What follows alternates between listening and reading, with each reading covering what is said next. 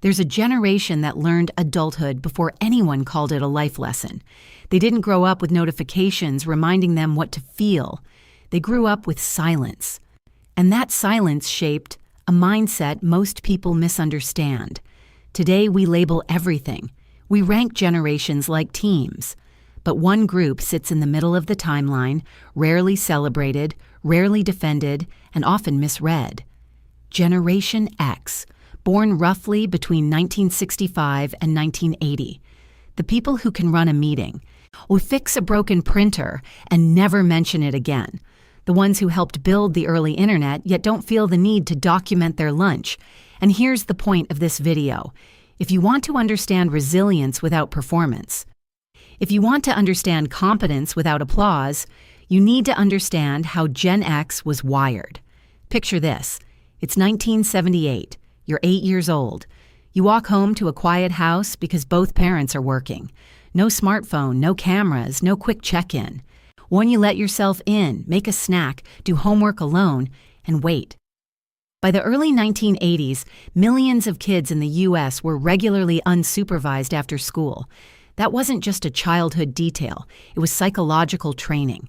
An entire generation learned one hard truth early. You can't always count on someone being there. That empty house did more than make them self-reliant. It taught them that actions have real consequences. Consequences you can't talk your way out of. When adults finally showed up, you usually knew where you stood. The rules hit hard and fast. Nobody held a long discussion about your feelings. Psychologists have a term for this kind of environment: high contingency. Actions and outcomes are tightly linked, with no buffer time. Your brain learns to predict consequences in real time. That's why many Gen Xers think 3 steps ahead in ways that confuse younger generations. Oh, not because they're negative, because they were trained to scan for outcomes. Now add the next layer. They watched adults preach stability, and then watched stability fall apart. Divorce rates surged through the 1970s and 80s. Companies promised loyalty, then handed out layoffs. Kids heard, work hard, follow the rules, and life will work out, and then watch the rules change right in front of them.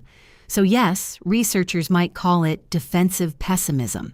Or Gen X often just calls it being realistic. It's not pure cynicism. It's emotional armor. They hope for good outcomes, but they don't bet their life on them, because the rug got pulled often enough to become a pattern. This also explains something people love to stereotype, why you barely hear them online. It isn't that they don't get tech. Many of them learned tech the hard way before it was friendly. It's that they grew up when privacy was normal. When you messed up as a kid, maybe a few people knew. There were no viral videos, no permanent record, just awkward memories in a basement, a parking lot, a hallway after school. So the idea of broadcasting your life to strangers doesn't feel exciting. It feels risky. The less people know about you, the safer you are. That belief runs deep. And Gen X found a social tool that worked perfectly for that world. Irony. A joke becomes a shield. You laugh it off before it stings. You keep things at arm's length. Not because you don't care, but because distance is control. Look at the atmosphere they grew up in. Cold War tension. Adults talking about nuclear threat like it was a weather forecast. Duck and cover drills in school, as if a desk could save anyone. When authority tells you everything could end, and in the same breath says, don't worry about it, you learn to hold 2 clashing ideas at once. You learn emotional distance, just in case. Now here's what's fascinating. Despite all of this, Gen X developed a distinctive approach to work that still stands out. They don't talk about it. They don't post about it. They just do it. This work ethic was forged early through jobs that feel almost archaic now. Paper routes before sunrise, bagging groceries, fast food registers where you had to calculate change in your head when the machine broke. These weren't passion projects.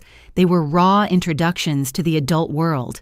Now a 12-year-old responsible for a whole neighborhood's newspapers. A teenager learning that if you don't show up, people notice immediately. Not online, in real life. Gen X watched corporate restructuring chew up their parents' security. So many of them never believed in company loyalty, but they are fiercely loyal to competence. They can't control whether a company reorganizes, but they can control whether they're the most valuable person in the room when it happens. And that brings us to the paradox at the core of Gen X psychology. They are intensely independent and quietly collaborative. They rarely ask for help. They'll figure it out themselves. They've been doing that since they were 8. But if you need help, they'll show up. No drama, no announcement, no post. Because many of their deepest bonds were built with friends, out of necessity, when parents were absent. They learned loyalty in the only place it was consistent, peer to peer. Now let's talk about authority. It's complicated. Gen X respects competence, not titles. If you've earned your position through actual skill, they'll follow you anywhere.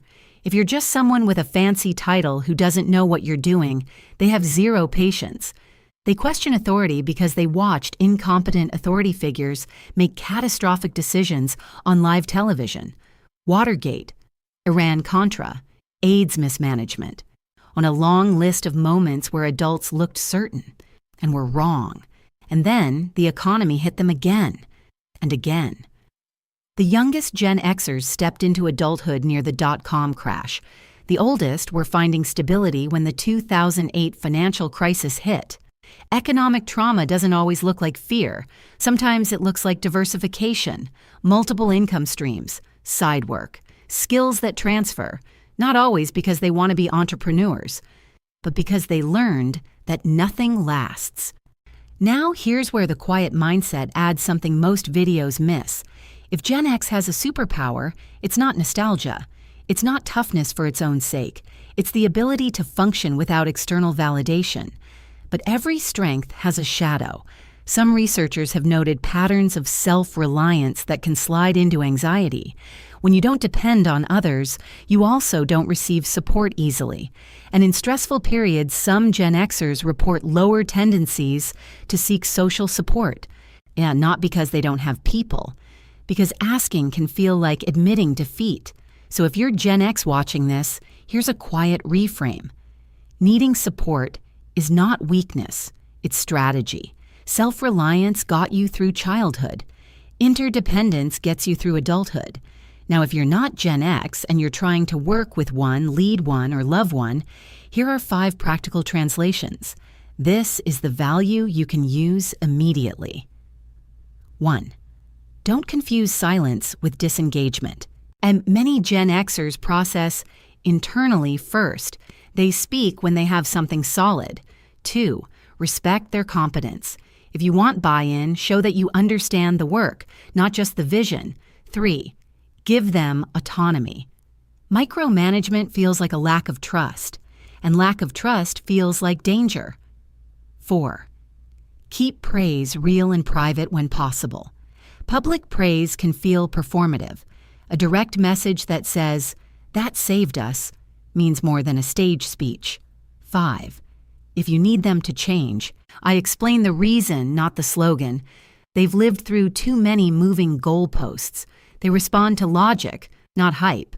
Now let's talk about how they learned information. Before the internet, knowledge had weight. Gen X spent hours in libraries hunting through card catalogs for a single book. Information had a physical cost, time, effort, patience, and that effort changes how memory works. When learning requires work, the brain encodes it deeper. You don't just know it, you integrate it. When they also learn to fix things. When your bike chain slipped, you flipped it upside down, got grease on your hands, and figured it out. When the TV flickered, you didn't immediately call a technician. You tried. You tinkered. You learned a mechanical intuition. That creates a specific belief system. With enough patience and a screwdriver, you can master the physical world. Now watch what happens when that generation becomes parents. And many of them gave their kids the attention they never had. They became more present. But sometimes they look at the new world and feel uneasy. Constant supervision, constant visibility, social media documenting everything. Because in the Gen X worldview, being visible can mean being vulnerable. And this is where I want to slow down. Because boredom is not a problem. Boredom is a training ground. Well, Gen X might be among the last groups who truly understand what it means to be alone with your thoughts, to sit in a room with no screen, to solve a problem without instantly searching the answer. That doesn't make them better, just different, shaped by a moment in history when the old world was fading, and the new one wasn't fully built yet. They're the bridge generation. Bridges don't get applause. They get footsteps. They hold things together, quietly, reliably, often without asking for credit.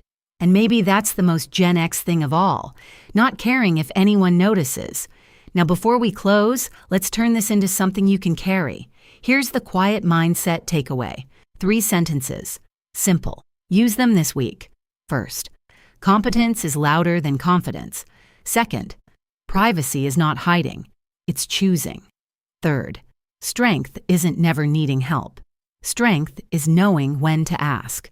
If this video described someone you love, someone you work with, or maybe it described you, leave a comment with one word that fits Gen X energy in your life. One word. And if you want more calm, research-backed deep dives like this, subscribe to The Quiet Mindset. No noise, no performance, just clarity you can live by.